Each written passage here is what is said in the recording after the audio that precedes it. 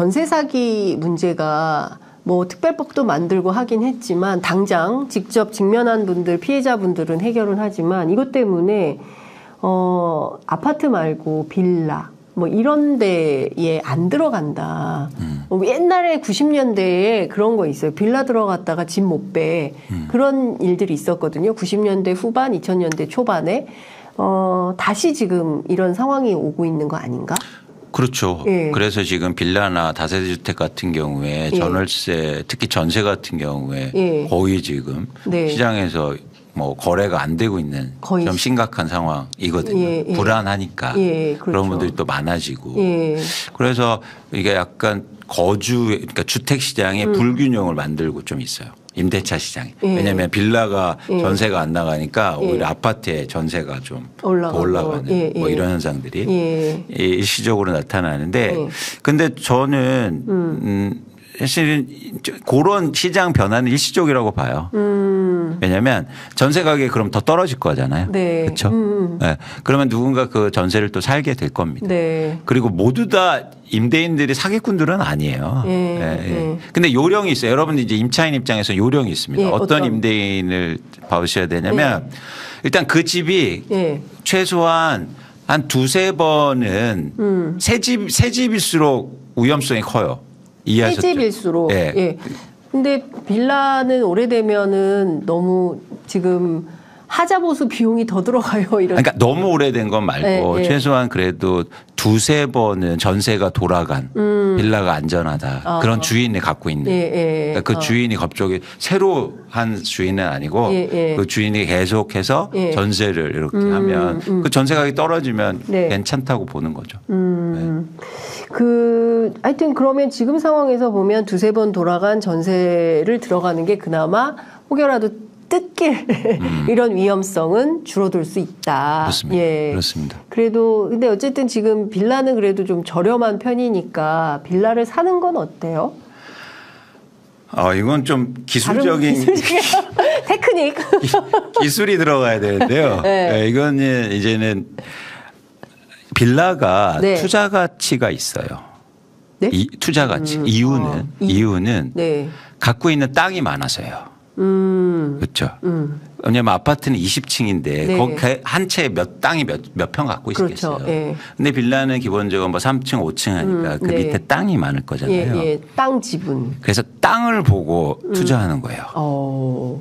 그러면 건물이 어때야 됩니까? 좀 오래돼야죠. 그래서 제가 예를 들어서 통계적으로 보면 이상하게 이런 교집합이 좀 있어요. 왜냐하면 집값은 그러니까 빌라 가격은 거래 가격은 되게 낮은데 전세 가격은 의외로 높아요. 그래서 전세 매매 비율이 높아. 근데 노후화율이 굉장히 커요. 이런 집은 어떨 가능성이 큽니까? 개발 그렇죠. 가능성이 높은. 왜냐하면 집값은 떨어졌는데 전세가 버티어줬다는 건 위치가 좋다는 얘기예요.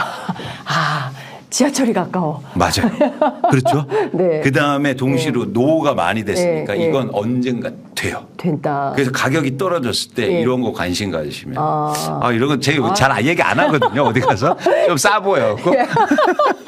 근데 중요한 거는 저희 그 편의점 갑자기 이렇게 되면 어떻게 되냐면 공인중개사가 되고 그분들 비하하는 게 아니고 이제 그렇게 상담하는 게 돼버려서 그러니까 저는 그 분야는 잘 몰라서 그건 이제 가까운 공인중개사 분들한테 여쭤보시면 우리 이광수 대표님 얼굴이 빨개지셨어요. 저보다 너무 잘하시는 주변에 공인중개사 분들한테 여쭤보시면 제가 그분들이 훨씬 더 잘 알려주실 겁니다. 전문가들이시니까. 제가 보기에는 저희 그 편의점의 주 시청자분들께서 별로 그런 투자에는 관심이 없으신 분들인 것 같아요. 이게 그래서 저는 정치나 막 정책에 대한 관심들은 많으신데 내가 직접 투자자 이런 분들은 별로 없으신 것 같아요. 아니 이것도요. 제가 어디 최근에 정치 유튜브에 갔더니 이런 말씀하시더라고요. 이렇게 뭐라고 하죠? 그거 이렇게 그러니까 예를 들어서 뭐 민주당이라면 민주당 쪽으로 표를 끌어와야 되잖아요. 그걸 뭐라고 하죠? 민주당 표를 끌어온 매표? 매표?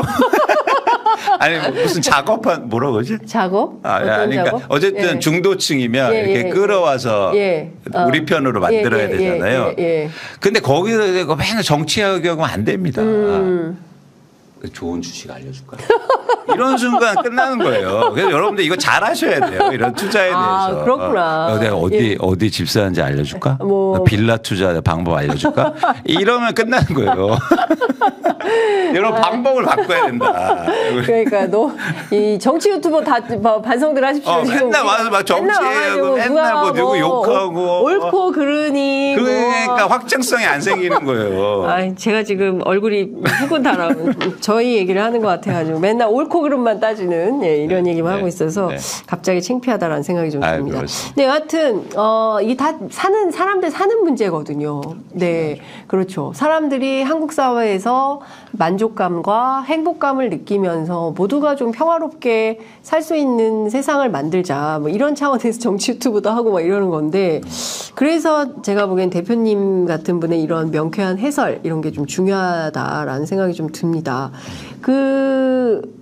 얼마 전에 신문 보도를 보니까요. 경제지에 이런 게 나왔더라고요. 부동산 PF 부실화가 한국 경제의 잠재적 위협이 될 거다. 이런 전망이 나온다는데요. 실제 터지면 IMF 금융위기로 가는 거냐? 이런 우울한 전망까지 나오고 있습니다. 그런가요? 여러분들이 부채를 보실 때 중요한 전제가 필요합니다. 그 부채는 두 종류가 있어요. 네. 하나는 원화 부채와 그리고 외화 부채예요. 외화. 예. 그래서 우리가 그러니까 경제 위기가 오려면 외화 부채 문제가 생겨야 돼요. 그러니까 원화로 된 부채는 막아낼 수 있어요. 그런데 그게 예를 들어서 일시적으로 경기 위축을 가져오거나 뭐 시장의 혼란을 가중시킬 수 있죠. 그런 측면에서 부동산 PF가 위험합니다. 부동산 PF 때문에 우리나라가 망하진 않는다는 얘기예요. 그 대신 굉장히 위험할 수도 있다. 지금 부동산 PF가 133조 원인데요. 잔액이. 근데 이 중에서 한 20% 30%가 진행을 못하고 있어요. 땅만 사놓고. 네, 그러니까. 못 올리질 못하고 있군요. 그렇죠. 그러니까 땅을 너무 비싸게 사니까 집값은 떨어지는데 사업을 진행을 못해요. 그런데 지금 금리가 올랐잖아요. 이거 10%씩 이자 내고 있어요. 충격적이죠. 그러니까 1,000억짜리 땅을 내가 사업하려고 사놨는데 올리지 못하고 1년에 100억씩 들어가요. 아이고야. 그러니까 이게 이자가. 그러면 어떻게 됩니까? 장 기자님 그럼 부도를 내야죠. 그러네요. 부도 내면서 그 땅은 경매로 들어오고 그래서 청산하는 과정을 해야 되는데 지금 정부가요. 내년 6월까지 이걸 다 막아놨어요. 만기 연장. 만기 연장. 이자 후불제. 이자 후불제. 어떻게 하라는 겁니까? 그냥 버티라는 겁니까? 그렇죠. 일단. 내년 선거 있으니까. 그건 모르겠어요. 우린 딱 그렇게 계산이 그러니까 저는 거기까지는 일단 그런 상황. 그러니까 많은 부분이 내년도로 만기가 이제 연장돼 있는 상황인데. 근데 내년 선거 끝나면 제가 보기에 도처에서 막 별의별 일이 다 생길 것 같아서 너무 걱정이 돼요. 그러니까 이 부동산 PF 문제도 그러면서 한두 건이 나오고 그래야 시장이 이렇게 적응하고 연착륙이 그런 거거든요. 그런데 다 막아놨는데 한꺼번에 왕창 터지면 어떻게 되겠습니까? 그러니까요. 그러니까 저는 이거 구조조정 필요하다. 구조조정이 필요하다. 그래야 그게 연착륙이다. 근데 왜 이렇게 그러니까 이런 거예요. 그러니까 군사안보도 마찬가지거든요. 갑자기 뭐 9.19 그 공동성명 1조 3항 없애가지고 문제가 되고 있잖아요. 근데 뭔가 위험이 막 오고 있는데 그냥 계속 막고 있는 거예요. 내년 선거 때까지. 선거라는 이슈가 끝나면 그다음부터 뭐 외교니 안보니 경제니 뭐 수많은 군데에서 동시다발적으로 수많은 문제들이 막 터졌을 때 과연 이 정부가 감당을 할 수 있을지 저는 사실 그것도 걱정입니다. 그러니까 저는 왜 정권을 잡았는데 계속 선거를 하고 있는지 모르겠어요. 왜 자꾸 지금 뭐랄까 뭐라 그러죠? 이 선거 기간에 막 이런 거 있잖아요. 캠페인 하는 거예요. 그걸 왜 지금도 하고 있는지 모르겠어요. 정권을 잡았잖아요. 그러니까 정권을 잡았으면 그 정권을 어떻게 운영할 건지 국정 운영의 목표를 정하고 거기에 맞게 국정 운영을 하면 되는데 그건 됐고, 자, 내년 매일매일 지금 선거철이에요. 맞아요. 계속 그래서 너무 피곤해요. 너무 피곤해. 계속 선거예요. 네. 정책이나 이런 걸 해야 되는데. 그러니까요. 그래서 저는 이해 잘 안 되더라고요. 그 내년 선거에 정책이라고 내놓은 게 있습니다. 김포의 서울시 편입. 예. 그래서 김포 사람들 제가 직접 현장 취재 갔었거든요. 우리 서울 되면 집값 오를 것 같아요. 그 말을 많이 물어보세요. 물어보시죠, 당연히. 제일 관심 있어요. 그리고 오를 것 같아요라고 전망하세요. 확신. 우리 서울 되면 집값 올라. 최소한 몇 %는 오를 거야라고 기대하세요. 올라요? 최근에 김포 그 고촌 그 지역에서 아파트를 분양했는데 미분양이 났습니다. 이게요, 시장이 이런 거예요. 장 기자님 이런 거죠. 왜냐하면 요즘에는 어디 사세요 물어보면 성남이라고 얘기하지 않아요. 분당이요. 판교요. 강남하라고 얘기하지 않아요. 저 반포요. 압구정이요. 이렇게 얘기해요. 맞아요. 서울로 이름 바뀐다고 해서 거기에서 누군가 비싸게 집을 산다? 이제 동을 물어보는 시대인데 그게 이 트렌드에 맞지 않다. 그런 생각. 물론 집을 갖고 계시면 오르면 좋겠죠. 근데 그게 오르는 게 아니잖아요. 누군가 사줘야 될 거 아니에요. 그렇죠. 사주는 사람들은 그렇게 판단한단 말이에요. 무슨 동에 살아요? 이렇게 물어보는 시대예요. 요즘 소개팅하면 무슨 동 살아요? 이렇게. 아니 그래서 저기 어디야 뭐 무슨 방학동 살아요. 그럼 안 만나주는 거예요? 아니죠. 또 그 가능성이 있으니까 방학동에 방학동에 그럼 어느 아파트 살아요? 이렇게 그리고 막 검색하는 거예요. 그래서 그런 거 없애려면 공공이 좋아져야 된다고. 그러니까요. 갑자기 막 슬퍼지려고 해요. 저 때만 해도 사실은 선보고 이럴 땐 그냥 시만 물어봤거든요. 서울시. 대구시, 부산시. 근데 지금은 뭐 범일동, 해운대구 뭐 이런 거 물어보는 시대다. 그러니까 좀 과도하게 잘 모르겠습니다. 저는 뭐 좀 인생관과 세계관이 다 다르니까 누구는 막 투자를 해서 돈을 많이 벌고 싶어 뭐 이런 사람들도 있겠지만 안 그런 사람들도 있잖아요. 뭐 그냥 먹고 살면 됐지 뭐. 아니 그거는 저희가 그걸 인정해 줘야 된다고 생각해요. 인정해 줘야 된다. 그게 부자 되고 싶어요. 잘 먹고 잘 쓰고 싶어요. 이거를 인정하고 그런 사람들이 훨씬 더 많아졌어요. 그리고 앞으로 그런 사람이 더 많아질 거고요. 그건 불가피한 변화이기도 하거든요. 그렇기 때문에 당연히 정치나 경제도 그런 쪽에 맞춰줘야죠. 포커스를 이런 그거를 이해하지 못하는 순간 사실은 안 되는 거죠. 그래서 김포는 미분양이 된 지경이니 서울 된다고 해서 집값이 오른다는 것은 망상이다. 이렇게 봐야 돼요? 그러니까 망상이라기보다 희망이다. 근데 희망이 다 현실이 되는 건 아니다. 희망이 현실이 되는 것은 아니다. 근데 희망을 가지시는 건 괜찮다.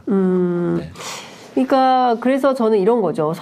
김포가 서울되고 뭐 구리 주변이 다 서울되면 이게 올바른 정책이냐 이런 비판도 있는 게 사실인 거잖아요. 그렇게 해서 다 같이 부동산 오른다고 해서 그게 건강한 사인을 주는 거냐. 그러니까 그것도 제가 또 말씀드리잖아요. 올바름으로 접근하면 안 된다. 뭐라고 얘기해야 되냐면 그런다고 해서 부동산 가격 안 올라요. 라고 접근해야죠.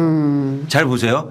자, 김포 얘기하니까 제가 최근에 부천 갔더니 부천에 플랜카드 붙여 있습니다. 부천시를 서울시로 특별시로. 진짜요? 자, 이런 현상이 나타나면 그게 가격이 오르겠습니까? 너도 나도 다 되면? 그렇죠. 그걸 얘기해야 돼요. 옳다 그르다로 하는 순간 싸움이 돼버린다고요. 싸움다. 그러니까 이거 분석해봐서 그런다고 해서 부동산 가격 안 오릅니다. 합리적으로 얘기하고 그게 시장이고. 그러면 그 주민들은 그럼 다른 얘기를 할 거잖아요. 그럼 내 실익이 뭐지? 부동산 가격 안 오르면? 이게 했더니 뭐 세금도 주네, 우리한테 주는 교부세도 주네, 뭐 이런 얘기들을 하게 되는 거고, 그럼 서울에 편입된다고 부동산 가격 안 오르면 다른 얘기들을 할 거잖아요. 그렇게 해야 된다는 거죠. 그래요. 근데 지금 댓글에서 어떤 분들이 어떤 얘기를 하고 계시냐면,